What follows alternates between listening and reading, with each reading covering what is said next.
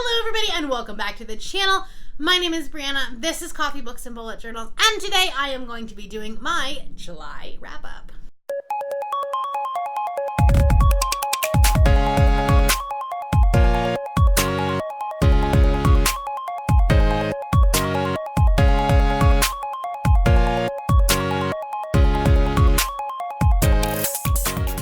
Alright guys, so July was a fantastic reading month. I managed to read 15 books in the month of July. I actually had to literally think about that because of how many books I read.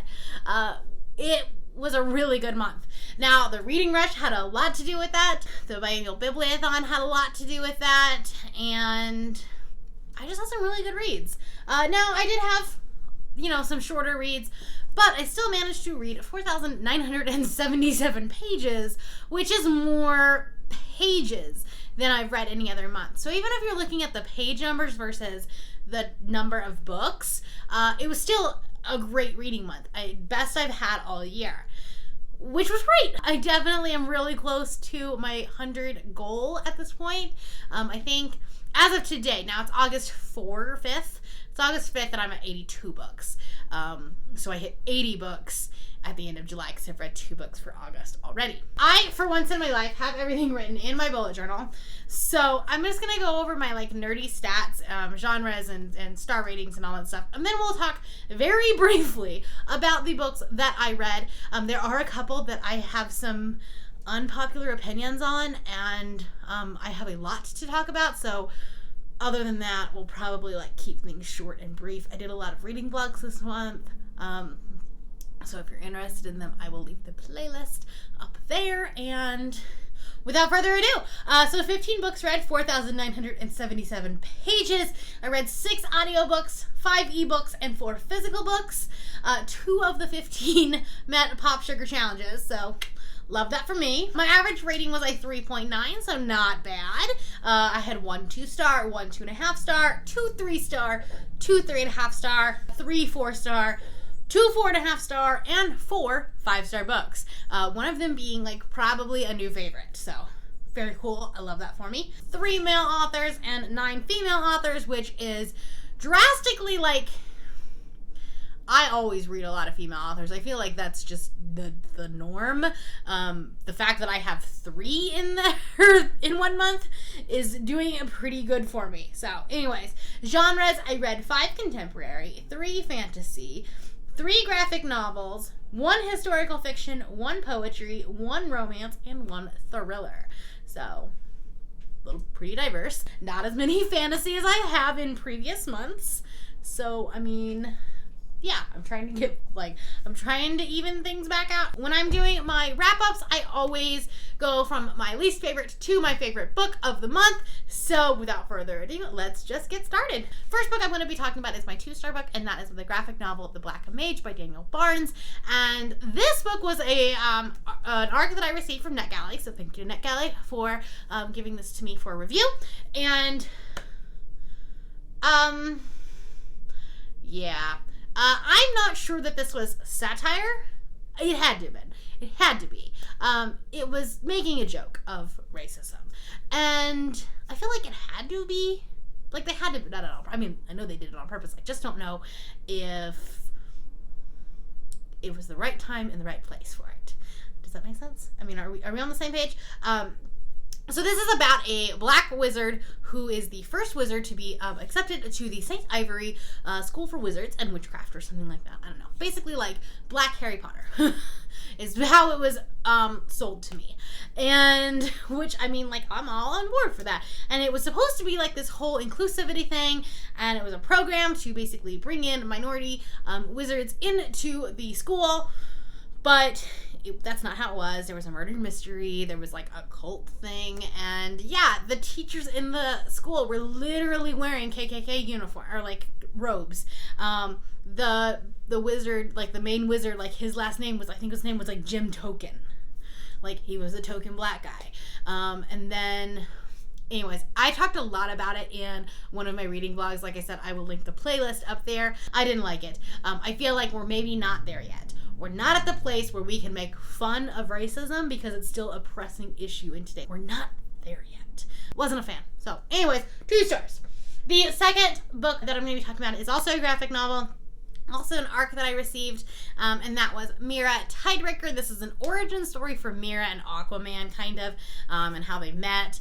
And basically Mera was assigned to kill Aquaman because he should be taking over the throne of Atlantis, and she doesn't want that. So she's supposed to kill him, and then they end up falling in love. And it was just very, I mean, I don't want to say like it was very comic booky, because that's literally what it was. It was an origin story. It was a YA graphic novel for like the Aquaman universe. And I mean, I think it did what it was supposed to. it was just too stereotypical. I just wasn't a huge fan of it. And the artwork, though, was really great. I liked the kind of like blues and reds that it was going for. I did really like that. I just wasn't like, I was bored, let's be honest. I was like literally just kind of figuring out like, okay, how many pages do I have left of this? And like, that's not a good thing for a book. I did read it during the reading rush. I did read it on my phone, and I think that may have contributed to it because I didn't have like a physical copy. However, I have heard kind of the same things about people who read it physically, so maybe I'm not completely wrong there. So on to my 3-star books. This is where the opinions start getting a little bit more unpopular. I have a few books that are very well loved, and I didn't love them. So, the first one is The Mermaid's Voice Returns, in this one by Amanda Lovelace. I gave both of her first ones 5 stars.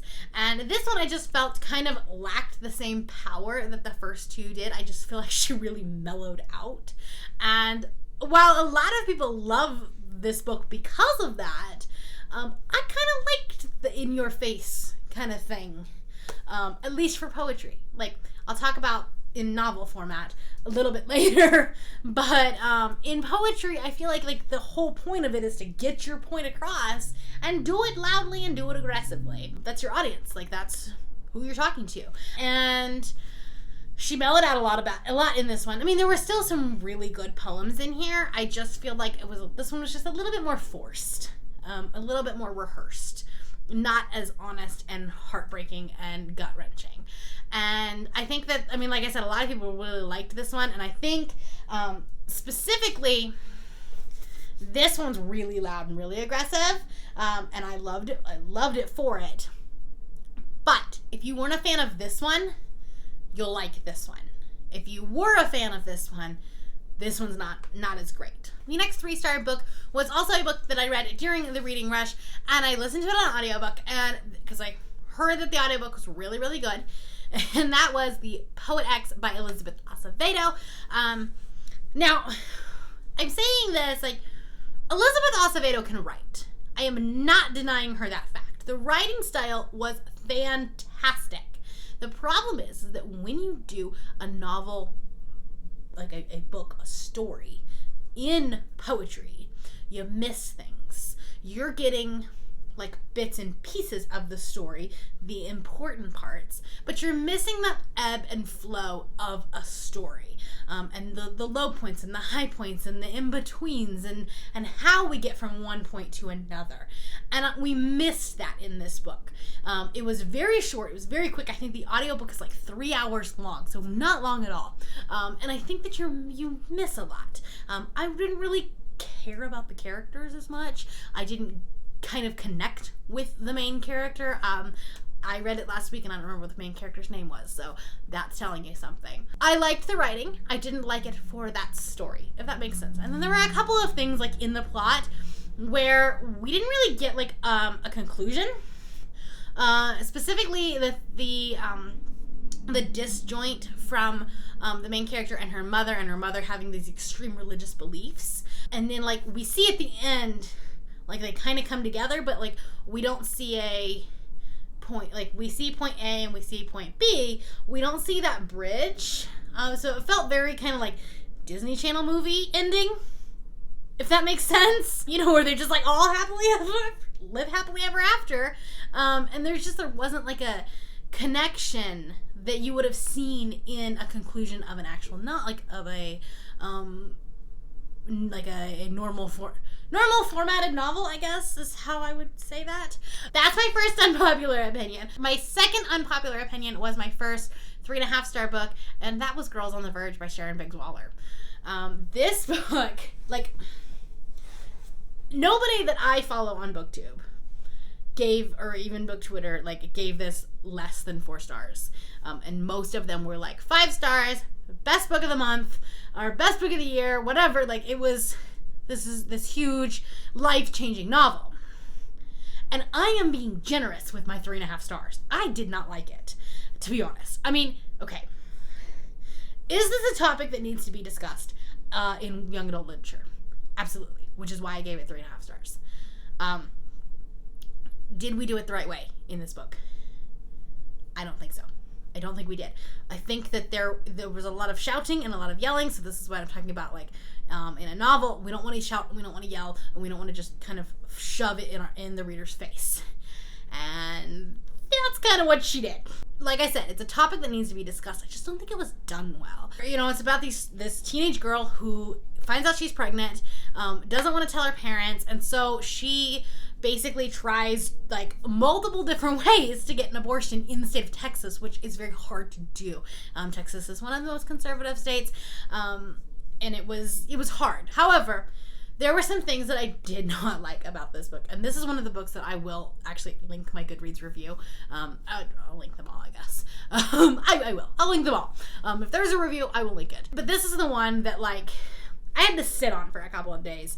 My biggest problem with this book is that there was no consequences to this book, to the things that the characters were doing. Okay, so it's a 16-year-old girl who gets pregnant and decides to take her 2 friends, no adults, to Mexico to go get an illegal black market drug to have this abortion, which has terrible, like, in real life would have terrible consequences. The possibilities of, like, things going wrong are, like, kidnapping, the drug not working, and so you getting, like, terribly sick, like, possibly dying, and nothing happens. And I mean, I hate to spoil that for someone, but, like, it's a short book. Nothing happens, and, like, they get back home fine. And, like, I had to read this from an adult perspective, like, fine, it's fiction. But I started thinking about it from my 16-year-old sister's perspective. And, like, heaven forbid she's in that same place and she gets pregnant, she wants an abortion, and she doesn't want to tell anybody about it. So she takes her friends to be just, like, she read it in a book, so she takes her friends to Mexico to try to get this drug. It's not going to work the same way as it did in fiction. It was just too convenient. And that's what scares me, is that this book is in young adult literature, and there's no consequences. And so everything was okay. Yeah. The other thing I really didn't like is how stereotypical she was with the people that were pro-life. I know a lot of people that are pro-life. I grew up in conservative Texas. I know a lot of people that this is their belief, but they're not going to act like this when faced with a 16-year-old girl who has this terrible, life-altering decision that's in front of her. They're not going to act like the way that these nurses and doctors and judges and every single person she came into contact with was like this. And am I saying that there's nobody that's like that? Absolutely not. There are definitely people that are like that. But they're not all like that. That's, like, very, I don't know, it was just very stereotypical. She was trying to, like, paint it off as, like, this whole collective thought process of the religious right, and that's not 100% the way it is. So, yeah, anyways, I've talked a lot about this book so far, and like I said, 3.5 stars is very generous, and the only reason I gave it that is because I do feel like this topic needs to be discussed. I just don't think we did it correctly with this book. Alright, now that we've talked about that book for way too long, let's talk about the next 3.5 star book, and that was Everything All at Once by Katrina Leno. This is the first Katrina Leno book that I have read, and I did like it. I feel like it was, like, I don't know, like a typical YA contemporary with like a completely unnecessary magical fantastical element thrown in. Does that make sense? So this is about a girl who her aunt has died. Her aunt basically is the J.K. Rowling of this universe, and she has died and has basically given our main character Lottie these letters where like she has to go and do something, whether it be something small like I think one of them was like go listen to this song or go to a record store, and one was to do something daring, and one was to give away something. And it was just like little things like that, and it was just basically to like help her grieve and move past this experience and grieve in a way that was positive and healthy. And I really, really liked that. I liked how they dealt with the grief in this book. I very, very much liked that. I just feel like the plot was like this big plot twist was like super predictable. I mean, I saw it from the moment this character was introduced. I knew that was what was going to happen, and like also it was completely unnecessary. Did it drive the plot any farther? No. I don't know. I'm not done with Katrina Leno. I definitely want to read her new one because I feel like it deals with some really dark stuff as well, especially with the rape culture. But wasn't my favorite by her. So, anyways, that's it. 3.5 stars. Not bad. I liked it, but it just wasn't the one for me. Moving on to my 4-star books. So the first one was Vengeful by V.E. Schwab. This is the sequel to Vicious, which I absolutely loved. Top book of the year, probably. And this is kind of the sequel to it. And I buddy read this with Sarah from Sarah's Nightstand. We both had very similar feelings on this. I think we may have both given it the same rating. I very much enjoyed it.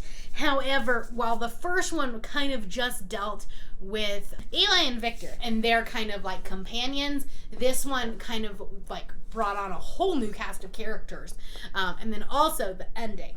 I need to talk because the ending was just frustrating.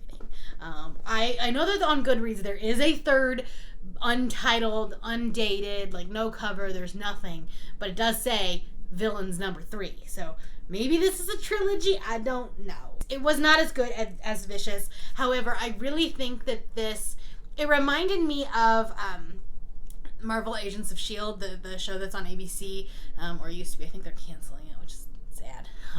But in one of the seasons, they deal a lot with the Inhumans, which are basically like humans that have had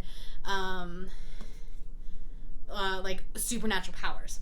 And this kind of goes on that, but with the Agents of S.H.I.E.L.D. and Marvel, they talk about like having complementary powers, and so one Inhuman actually like is able to partner up with another one, and they can actually counteract each other's powers, and they talk a little bit about that, and so you have I guess they're not really complementary, but you know what I mean.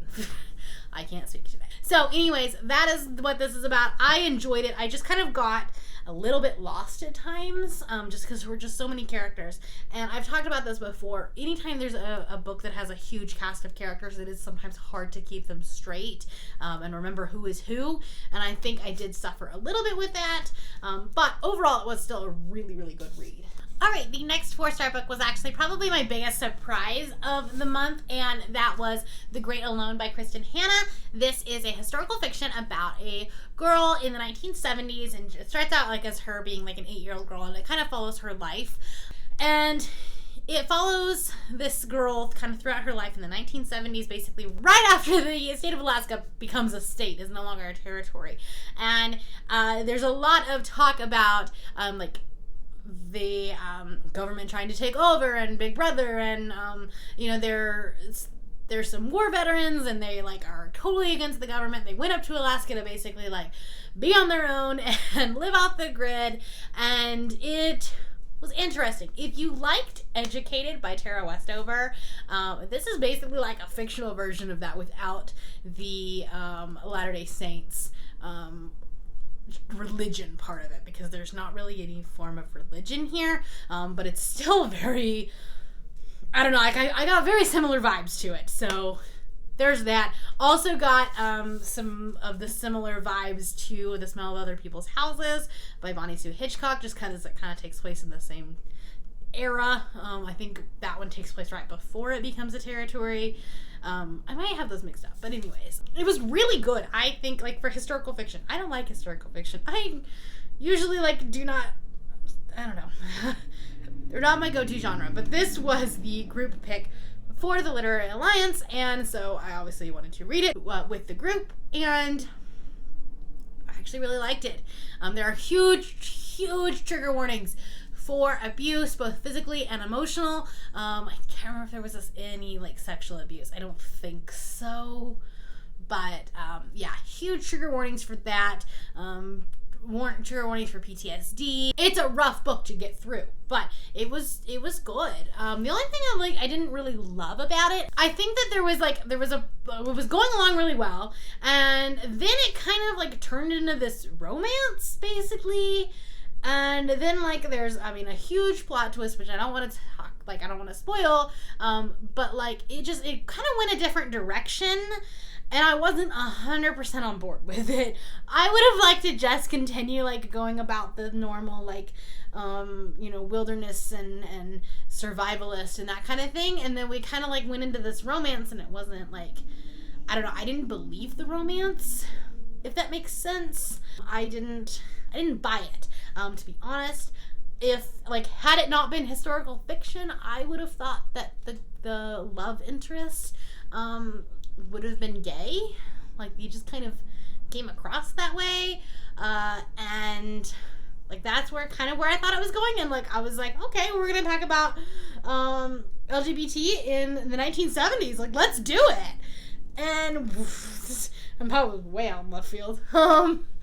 But anyways, yeah, that was the only thing I didn't really love about it. But other than that, it was actually, like I said, pretty surprised by it. The next 4-star book was a small little novella that I was sent by the author. She wanted a review by, like, a week out, and because I already had, like, huge plans for August, I didn't want to add it into there, so I just kind of read it the night she sent it to me, and that was Porter the Importer by Ariella Telix. This is a prequel to the novel Make Believe that I reviewed back in, I believe, February, and I really liked it, actually. So novellas, I kind of love novellas, especially romance novellas, and if they're done well, they can be really good. If they're, they kind of get straight to the point, there's not a lot of, like, fluff and backstory. It's just like about the couple and about their story and them growing together, and lots of sexy times. So, yeah, I really liked it. It was good.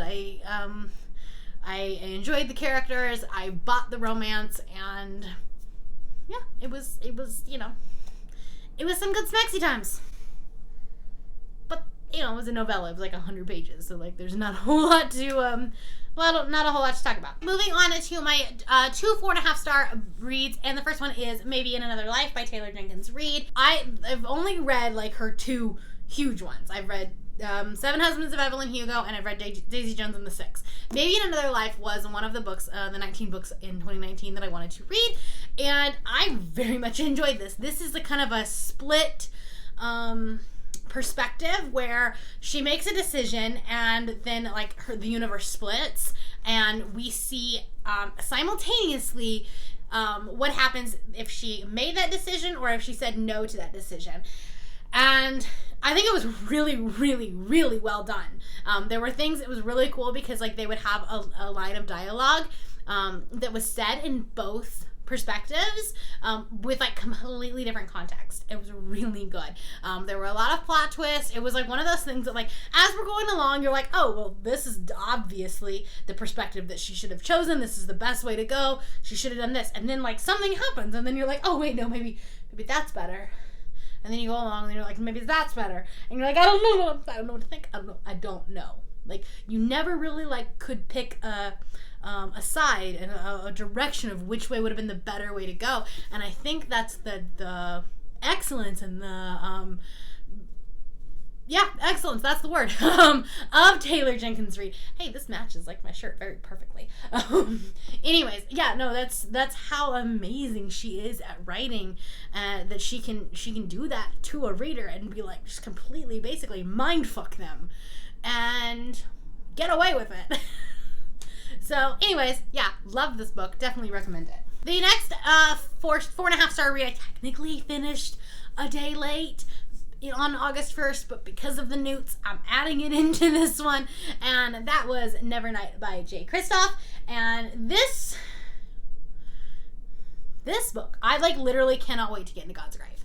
I love this. I love this story. I think that Jay Kristoff's writing is amazing. This was the first chapter. Like, during my vlog, I talked about like holy shit, the man knows how to write. The man knows how to write smut, which, like, I was not expecting, because the only thing I've read by them is the Illuminae files. And I mean, like, smut in fantasy is always unexpected, and then, like, for it to be actually pretty good was just, yeah. It was good, and it was dark, and it was terrifying at some points. It was good. The only thing that I didn't there was a lot of people, they say like the first 100 pages is hard to get through, and then it kind of goes off from there. I didn't necessarily. I think the first 100 pages were really quick to get through. I think I got through those in like maybe a day or maybe two, and then there were like some, like, there were parts where like I was enjoying it. I loved reading it. I like couldn't wait to get home from work to get back to it. But at the same time, like, once I picked it up and once I started reading, I kind of felt like I was swimming through syrup at points. There's not a lot like to explain about this. This book, everybody on BookTube knows what this is. It's definitely making its rounds again now that Dark Dawn is coming out in September. And yeah, I'm excited. I've got God's Grave on deck, and I'm going to be picking up probably as soon as I finish my current book that I'm reading. All right, moving on to my 5-star books, and I had 4 of them, which is pretty fantastic. So the first one I'm going to talk about is Harry Potter and the Goblet of Fire. This one is one of my favorite stories as far as like the movies are concerned. Like I said, this is the first time I'm actually reading the books.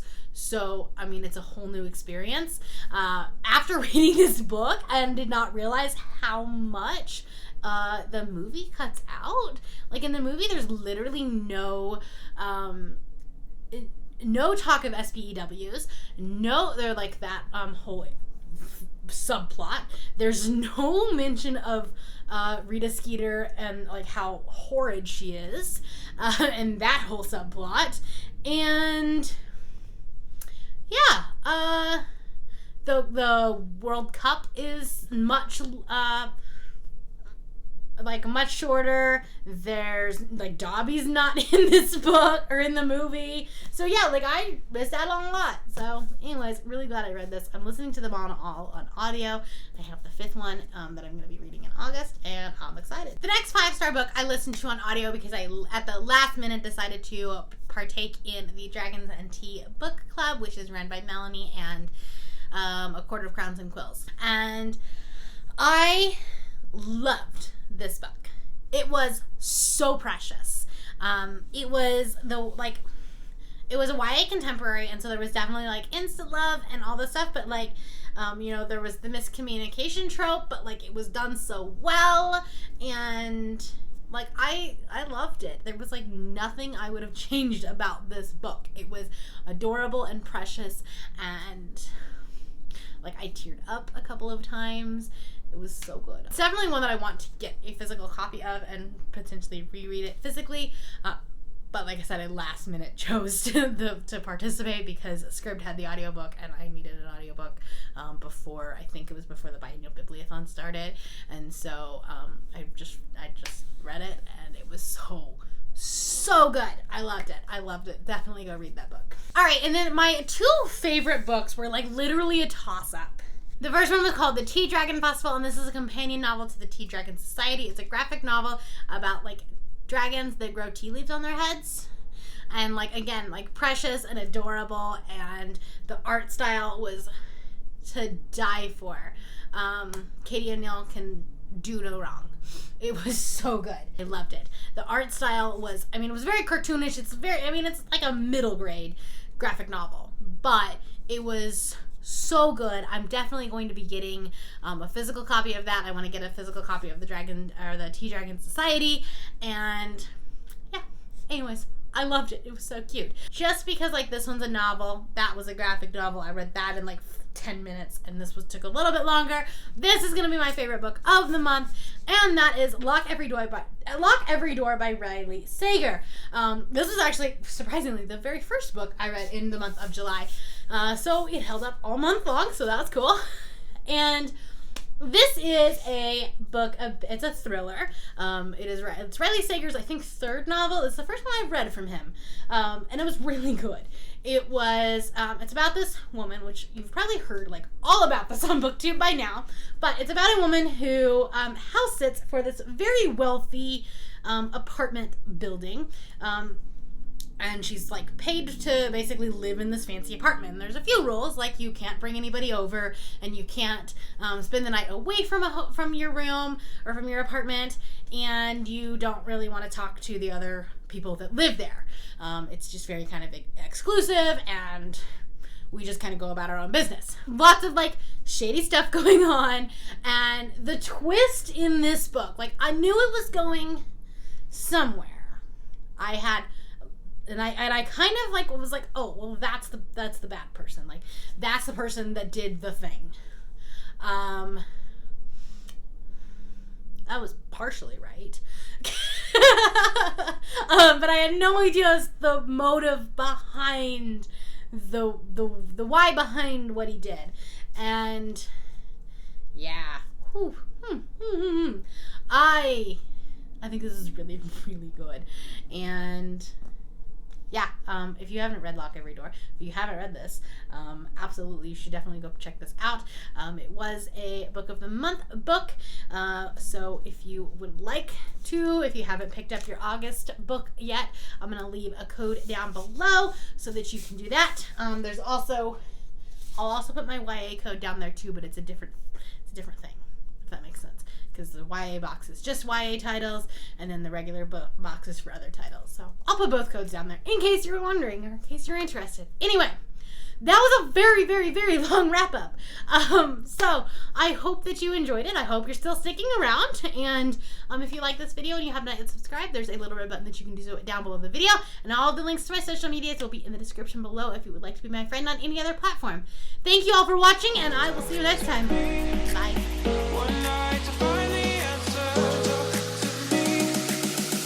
Makes this heart beat faster.